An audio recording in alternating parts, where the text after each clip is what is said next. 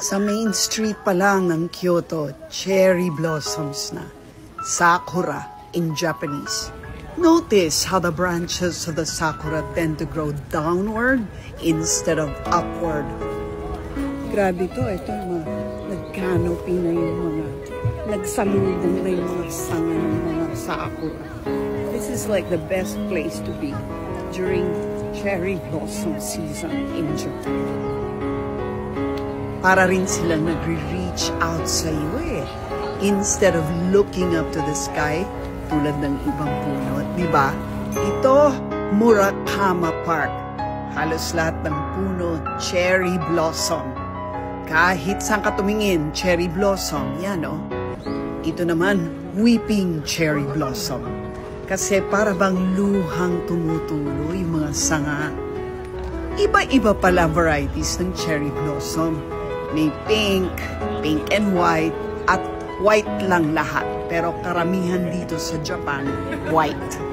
Ito talaga ang the best place to be pag sakura season dito sa Osaka Castle. Tingnan nyo naman yun. The path lined up with sakura. Tapos all the way to the center of it. Ginawa na ng park talaga. Literally sakura park. Under the shade of the sakura. Wow! Ang sarap naman talaga mag-picnic dito. Perfect day, Saturday. And perfect weather.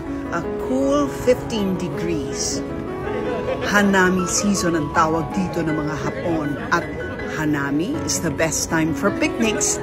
Kaya sinasamantala ito ng mga Hapon. Tingnan nyo naman ang ayos nila mag-picnic, no? Walang basura, tsaka walang gaanong ingay.